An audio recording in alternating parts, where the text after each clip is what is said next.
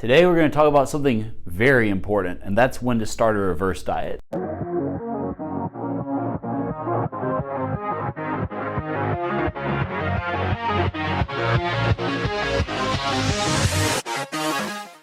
lot of us who have been doing this for a while take for granted the stuff that we already know, like when you should start a reverse diet, but there's a whole lot of people who could really benefit from getting this information. There's three main things that we're going to talk about today, and the first one is what you would call a fat loss victory or mission accomplished. So we're going to look at these graphs a little bit to kind of illustrate some of these points as to when you might want to get going with this. And you may find yourself in this category in the not too distant future, or you might already be there.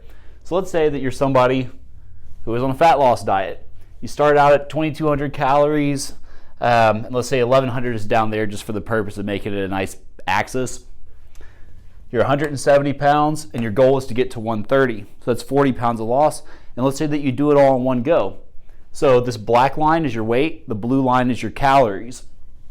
You can see that over the course of all these weeks, you eventually hit your goal. You know, good, mission accomplished. So only got one hand for this.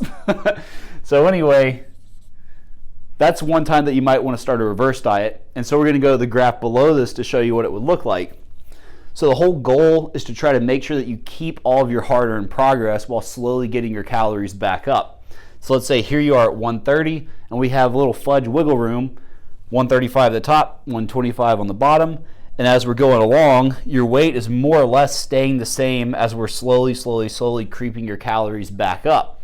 So by the end of it, you should have this nice pretty little gap here where you maintain your weight at that higher intake.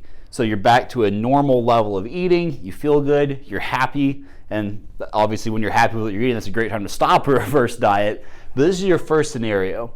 So the second one is a less rosy picture. This is when you're running into, we'll call it fat loss trouble.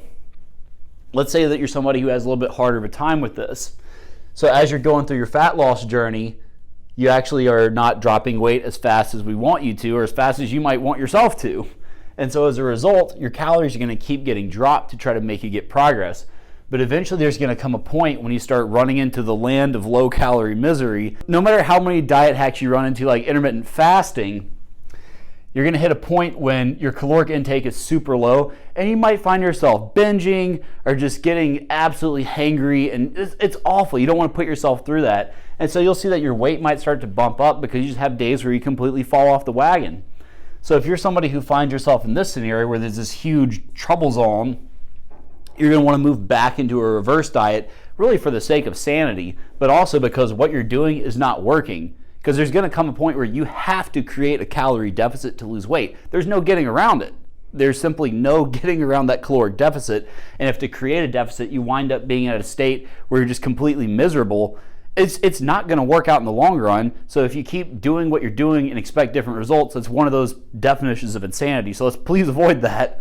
So let's move down here and show you what we want to try to pull off with a reverse. Again, you have your little range of wiggle room. And as you are starting to say, hey, I'm not trying to force myself to stay on low calories and eat more, you're going to find yourself having a much easier time actually hitting your targets. And so your weight, a lot of people, when they transition to this, they'll lose a little bit starting out, might drop some. Your calories are going to slowly creep up. You're doing better at sticking to them, actually eating what you're supposed to eat. And then by the end of it, you can get back up to a nice healthy intake and maintain hopefully some of that progress that you had, understanding that the next time that you go into it, it's still probably going to be a grind, but you might be able to knock out another chunk, and you'll know the warning signs ahead of time that something terrible is about to happen in terms of your diet.